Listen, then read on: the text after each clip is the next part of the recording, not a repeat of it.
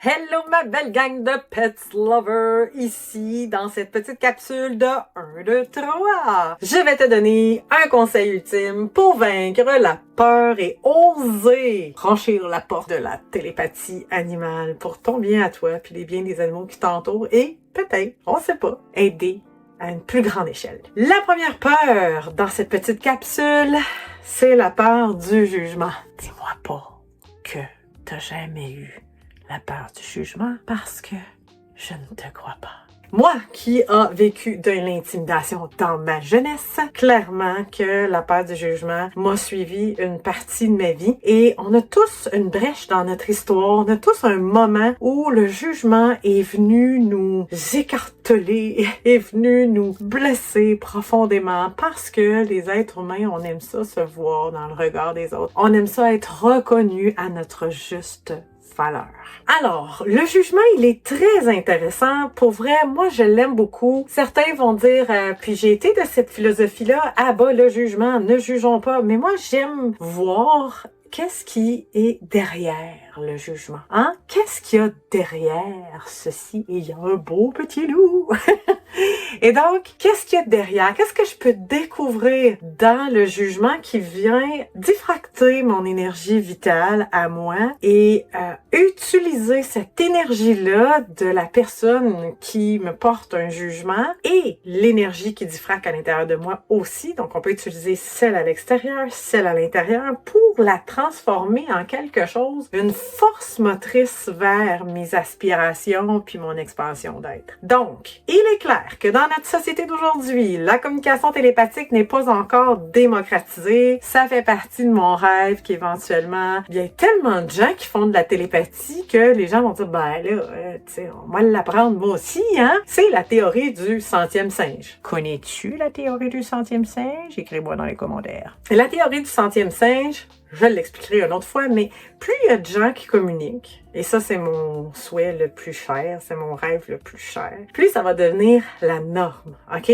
C'est sûr qu'il y a des charlatans dans tout, hein? Si ce que je vois dans ma pratique, et c'est clair, c'est des gens qui ne sont pas prêts à se lancer au niveau professionnel et qui le font quand même. Et ce que ça fait en sorte, c'est que ça dilue la qualité de travail de chacun. Donc, encore une fois, je le répète, ce n'est pas en une fin de semaine ou en 2 fins de semaine que tu vas être une communicatrice hors pair et professionnelle. OK? D'ailleurs, est-ce que les grands musiciens de ce monde ont été un grand musicien en 2 fins de semaine? Mais non. Mais non, d'accord? Alors, tu vas faire face, on revient au jugement ici, tu vas faire face au jugement peut-être de ta famille, de tes amis. Je le vois ça dans ma formation Les Centaures, hein, avec les filles. Des fois, il y en a qui viennent, ils en parlent pas à leur conjoint, etc. Mais éventuellement, il y a quelque chose qui se crée parce que clairement, le conjoint voit la transformation. Hein. By the way, est-ce que je dois te dire que dans la formation Les Centaures, il y a un grand pilier de connaissance de soi, de connexion à soi, à son animal à soi. Parce que c'est la première chose à faire, hein? Avant d'aller communiquer avec l'autre, voyons voir quelle est ta connexion personnelle avec ton animal à toi, ton mammifère, qui est ton corps, qui est toi, qui est... T'es un humain, OK? Bon, alors, on revient encore au jugement. Dans notre société, hein, c'est vu comme étant ésotérique, un peu. C'est vu étant comme de la médiumnité, que ce n'est pas du tout ça. Et donc, on doit expliquer, on doit comprendre convenablement c'est quoi la communication télépathique pour pouvoir éventuellement l'expliquer aux gens, la démocratiser, la démoniser. Écoute, le mot est inventé en fin 1800. On s'est entendu que, hein? S'il est inventé, c'est parce que ça date là, qu'on s'y tarde. Et aussi, quand on a de plus en plus de gens qui communiquent et qui font des communications de qualité avec des grandes validations, où les gens sont touchés, hein, moi sérieux, 80% des gens qui viennent en consultation sont connectés au réel et ils pleurent. Pas parce que je veux les faire pleurer, mais parce que quand ça vient ici, là, il y a une ouverture, il y a une détente. Des fois, ça fait tellement du bien qu'on a des petites larmes qui coulent. Tu sais, c'est pas relié nécessairement à une émotion. C'est un débordement de bien-être.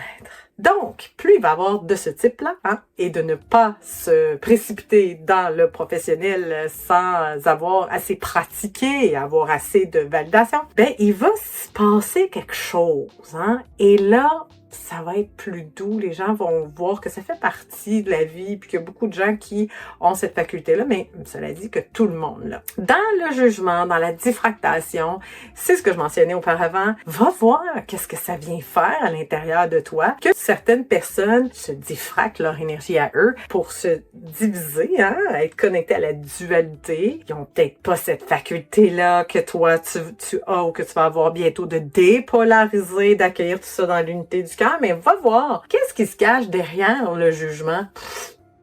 Ce qui se cache derrière le jugement, souvent, c'est tellement des belles prises de conscience qui vont nous amener dans une transformation puis à un endroit là, où t'as même pas idée. Donc, quand tu fais face au jugement des autres, parce que tu communiques, parce que tu vas apprendre la télépathie animale, la façon de le surmonter, c'est de l'expliquer, hein? Et si tu ne comprends pas le processus, s'il te plaît, renseigne-toi. D'ailleurs, faudrait que je fasse une capsule juste sur ça. Capsule quand même plus longue, hein, n'est-ce pas? Mais de plus en plus, que ça soit la science unifiée, hein, de Nassim, que ce soit la science quantique, ce qu'on se rend compte, c'est que l'être, hein, c'est un être électrique, l'électricité du cœur, magnétique, le corps, et qu'on est des êtres électromagnétiques avec l'idée, puis c'est là que c'est important, c'est qu'on émane de l'information et on en reçoit. T'es une antenne. Je suis une antenne. Il est une antenne.